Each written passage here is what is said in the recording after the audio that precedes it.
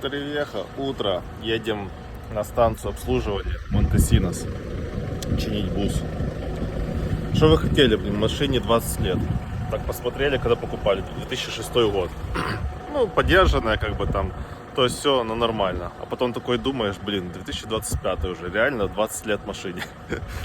Поэтому боков вылазят потихоньку разные штучки, которые нужно делать. Но это мелочи, главное, что она уже ездит и работает. Вот поэтому будем чинить.